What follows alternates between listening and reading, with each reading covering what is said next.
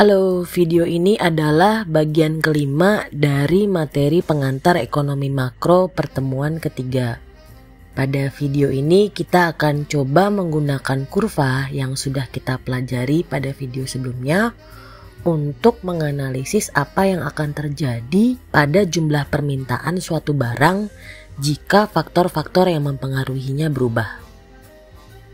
Seperti yang sudah dibahas pada video sebelumnya, kurva adalah salah satu alat yang digunakan ilmu ekonomi untuk memahami suatu fenomena. Jadi percayalah, meskipun nanti kamu agak mumet gitu ya untuk mempelajari kurva, akan lebih mumet lagi memahami konsep ekonomi kalau kamu nggak menggunakan alat ini. Terus biar nggak mumet gimana? Ya nggak usah kuliah, jadi sabar aja gitu, kita belajar pelan-pelan ya. Sebagai pengingat, saya ulang lagi deh definisi dari kurva permintaan.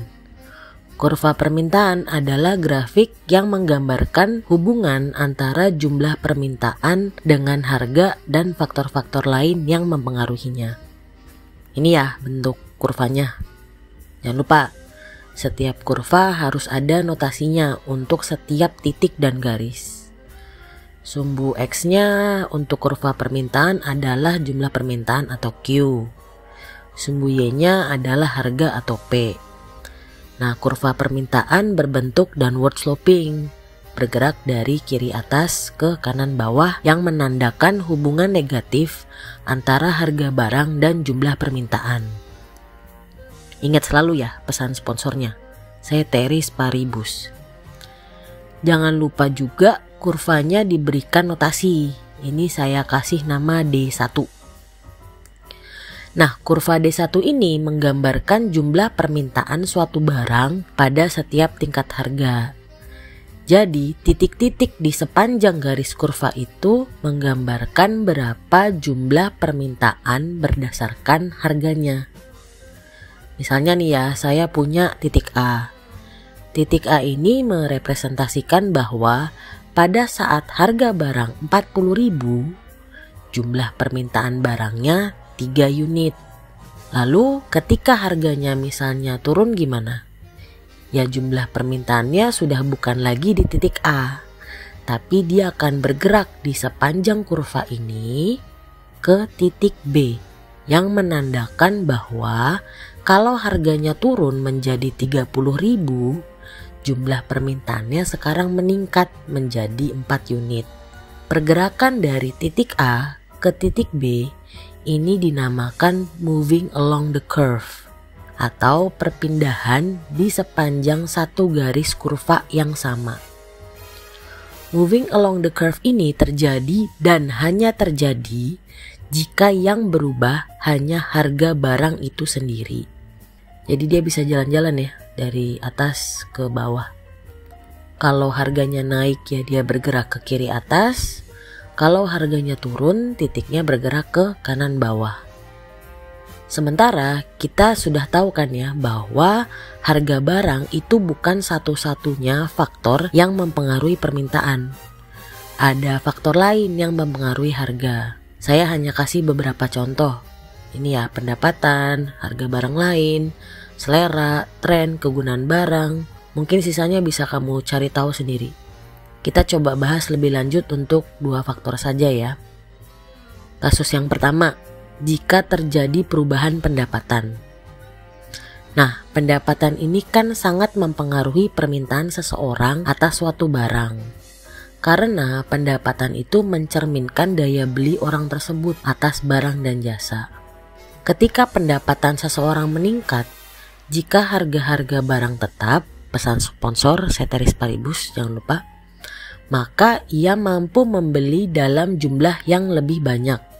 Makanya kalau kamu lihat ya, orang yang pendapatannya tinggi, gajinya besar, itu biasanya konsumsinya tinggi juga.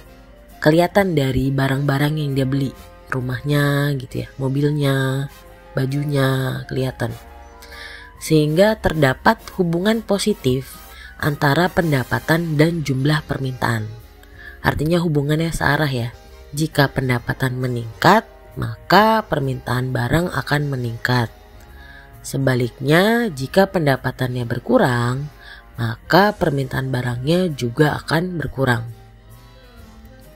Contoh ya, dengan kurva yang sama. Kondisinya saat ini harga barang 30.000 sesuai dengan kurva permintaan. Jumlah permintaan orang itu atas barang tersebut adalah 4 unit. Kenapa? Ya karena budget atau anggaran dia untuk beli barang itu maksimal 120.000. Jadi kan 30.000 dikali 4 120.000. Ternyata bulan depannya dia mendapatkan promosi jabatan. Gajinya naik. Nah, karena gajinya naik, yang awalnya budget untuk beli barang ini hanya 120.000, sekarang dia tambah budgetnya jadi 180.000. Jadi dengan harga barang yang masih sama 30.000, sekarang dia mampu dan mau membayar lebih. Jadi permintaannya udah bukan lagi di sini ya. Tapi dengan harga 30.000, jumlah permintaannya jadi 6 unit ya kan. 30 dikali 6, 180.000. Artinya titik bergeser dari titik B ke titik C. Lah terus gimana? Kan titik C udah di luar dari garis kurva D1 kan ya. Artinya kurva D1 ini sudah tidak lagi mencerminkan permintaan barang dari orang tersebut karena pendapatannya berubah. Sehingga akibat peningkatan pendapatan gak cuma titiknya yang harus bergeser, tapi segaris kurvanya ini yang harus bergeser. Jadi ke kanan gini, bergesernya paralel gitu segaris-garisnya. Baru deh setelah kurva permintaannya bergeser dari D1 sekarang jadi D2, itu membentuk kurva permintaan baru. Titik C-nya kena ya di kurva yang baru ini, yang merepresentasikan bahwa saat ini setelah pendapatannya meningkat, meskipun harga barang tetap 30.000 tidak naik atau turun, permintaannya meningkat. Pergerakan kurva ini namanya shifting. Karena hubungan antara pendapatan dan permintaan itu positif, ya kan, pendapatan naik, permintaan juga naik. Kurvanya itu akan shifting ke kanan. Jadi tadi ya, kan dari kiri ke kanan. Sebaliknya, kalau pendapatannya turun, si kurvanya ini akan shifting ke kiri. Jadi bisa disimpulkan ya, analisis kurva permintaan ada dua nih. Jika yang berubah hanya harga barang itu sendiri, titiknya hanya bergerak di sepanjang kurva yang sama. Atau namanya tadi moving along the curve. Tapi kalau sudah faktor-faktor selain harga yang berubah, maka tidak hanya titiknya yang bergerak, melainkan kurvanya yang bergerak atau bergeser. Atau tadi namanya shifting. Sekarang faktor selanjutnya. Bagaimana jika yang berubah itu adalah harga barang lain? Berpengaruh nggak? Dan pengaruhnya seperti apa? Jadi permintaan suatu barang itu ternyata tidak hanya dipengaruhi oleh harga barang tersebut saja, tapi juga dapat dipengaruhi oleh harga barang lain. Pengaruhnya bergantung pada hubungan antara kedua barang tersebut. Jadi hubungan barang itu ada dua jenis. Yang pertama namanya barang substitusi. Barang substitusi adalah barang yang fungsinya bisa saling menggantikan. Misalnya kopi dan teh, sama-sama minuman berkafein ya. Pulpen dan pensil, sama-sama alat untuk menulis. Jagung dan roti, sama-sama karbohidrat. Dan masih banyak lagi contohnya. Nah, hubungan barang yang kedua ini namanya barang komplementer. Barang komplementer itu kebalikan dari barang substitusi. Jadi barang ini justru fungsinya saling melengkapi.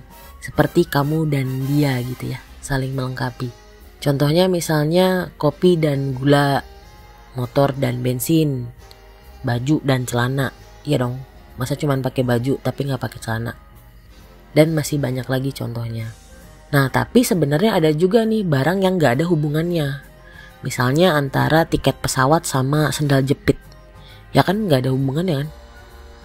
Nah artinya ketika kita ingin menganalisis bagaimana pengaruh perubahan suatu harga barang terhadap permintaan atas barang lain, kita harus tahu dulu hubungan dari kedua barang ini apa. Kalau nggak ada hubungannya ya nggak ngaruh lah. Nah, kita bahas pertama tentang barang substitusi dulu ya. Ini kurvanya saya sederhanakan, udah nggak pakai angka lagi. Karena sekarang kamu udah tahu lah ya. Kalau titik geraknya ke kanan atau ke atas ya berarti naik. Kalau geraknya ke kiri atau ke bawah itu artinya turun. Oke. Ini ceritanya adalah orang yang senang sekali makan fast food, junk food, minimal sehari sekali dia jajan fast food. Atau kalau bisa 3 kali sehari gitu ya, kayak minum obat. Biasanya dia beli McD nih. Nah, kurva permintaannya terhadap McD itu direpresentasikan oleh kurva D1, di mana harga barang McD sebesar P1, maka jumlah permintaannya sebesar Q1. Terus biasa ya kalau pas tanggal cantik misalnya 11 November kan ada promo ya 11.11 di mana-mana, termasuk di layanan ojek online. Nah, pas tanggal 11 November ini si Pizza Hut kasih promo. Beli 1 pizza gratis 1. Nah, si orang yang suka fast food ini kan mikir, "Wah, kapan lagi nih ada promo begini?" Jarang kan, mesti nunggu tanggal cantik lagi. Artinya yang biasanya tiap hari dia beli McD, hari ini dia beli Pizza Hut. Kira-kira apa yang akan terjadi dengan kurva permintaan McD? Iya benar, jadi turun kan. Meskipun harganya tidak berubah, jadi si McD ini harganya nggak berubah, nggak tahu nih si McD nggak ikut dia promo 11.11. Akibatnya sekarang kurva permintaannya si McD ini shifting ke kiri karena turun kan. Kesimpulannya, jika harga suatu barang turun, maka jumlah permintaan atas barang substitusinya juga akan turun. Itu tadi ya, harga pizza barang substitusinya McD turun. Akibatnya permintaan si McD turun juga. Jadi hubungannya positif. Sebaliknya, jika harga suatu barang naik, maka jumlah permintaan atas barang substitusinya akan naik juga. Karena ya namanya pembeli kan hanya setia sama yang bisa kasih harga murah kan. Jadi sama-sama fast food, sama-sama enak di lidah, sama-sama naikin kolesterol. Yang mending cari aja yang lebih murah gitu kan.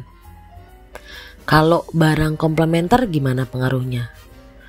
Nah, ini cerita kasus yang kedua tentang nonton bioskop. Biasanya kan kalau orang nonton bioskop itu kurang afdol ya kalau nggak sambil makan popcorn.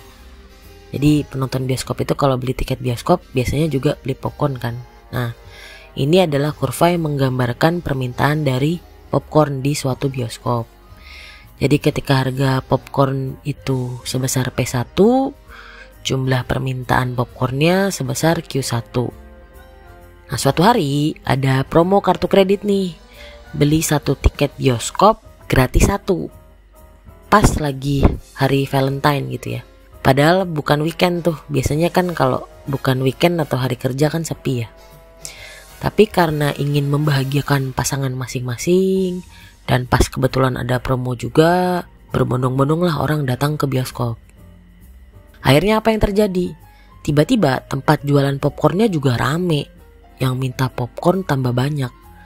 Sehingga si kurva permintaan popcorn ini shifting ke kanan. Artinya ketika harga suatu barang itu turun, maka permintaan barang komplementernya akan meningkat. Jadi si tiket bioskop itu harganya turun, maka permintaan popcorn sebagai barang komplementernya itu meningkat. Jadi hubungannya negatif ya. Sebaliknya, ketika harga suatu barang naik, maka permintaan barang komplementernya itu akan turun. Nah, faktor-faktor lain kurang lebih sama ya cara analisisnya. Selera, jika selera orang berubah ya permintaannya juga berubah. Tren, kegunaan barang, dan sebagainya. Itu pasti akan menyebabkan kurva permintaan bergeser atau shifting. Karena kan dia faktor-faktor lain selain harga barang itu sendiri. Nah, yang perlu kamu analisis adalah jika faktor-faktor tersebut berubah, dampaknya apa ke permintaan barang yang sedang kamu analisis? Kalau perubahan faktor-faktor itu menyebabkan permintaan barangnya naik, maka kurva permintaannya shiftingnya akan ke kanan. Tapi kalau dia menyebabkan permintaan barangnya turun, maka shiftingnya ke kiri. Itu ya cara menggunakan kurva untuk analisis permintaan. Terakhir ya, hukum permintaan ini kan akan berlaku selama kondisinya masih memenuhi asumsi. Pesan sponsor lagi, ceteris paribus. Namun ternyata ada dua jenis barang nih yang bertentangan dengan hukum tersebut. Yang pertama adalah barang given. Barang given adalah barang inferior yang ketika pendapatan seseorang meningkat, permintaan atas barang tersebut justru berkurang. Nah, agak kelainan ini kan. Padahal sebelumnya kita sudah bahas ya, bahwa ketika pendapatan seseorang meningkat, kecenderungannya konsumsinya juga akan meningkat. Tapi berbeda dengan si barang given ini. Barang given kan barang inferior ya. Barang inferior ini adalah barang yang kualitasnya rendah dan hanya dibeli orang yang memang kurang mampu. Misalnya pakaian bekas pakai. Ini kita nggak bicara tren thrifting ya. Kalau kamu tahu tren thrifting itu kan lagi rame tuh. Orang-orang kaya berburu pakaian bekas dengan harga yang mahal. Tapi ini kita berbicara orang-orang yang memang tidak sanggup membeli baju baru, sehingga dia terpaksa membeli baju bekas. Nah, ketika pendapatan orang ini meningkat dan dia mampu beli baju baru, dia udah gak mau lagi kan beli baju bekas. Jadi itu contohnya barang given. Jadi ketika pendapatannya naik, justru permintaan terhadap barang tersebut turun. Jenis barang yang kedua namanya barang Veblen. Ini kebalikannya. Barang Veblen itu adalah barang mewah atau barang luks yang ketika harga barangnya meningkat, jumlah permintaannya justru meningkat juga. Padahal kan menurut hukum permintaan, harga barang dan jumlah permintaan hubungannya negatif ya. Kenapa justru pada barang Veblen hubungannya positif? Karena barang mewah ini selain punya nilai kegunaan, ada fungsinya ya barangnya, seringnya barang ini dibeli untuk meningkatkan gengsi atau prestis seseorang. Biar kelihatan gitu ya, kalau dilihat orang kelihatan bahwa dia itu punya uang banyak. Contohnya banyak ya barang-barang mewah. Misalnya tas branded gitu ya, yang harganya bisa jutaan rupiah. Padahal mah sama aja fungsinya dengan tas yang harganya ratusan ribu, belinya di ITC. Tapi anehnya makin mahal harga tas branded itu, makin banyak yang nyari.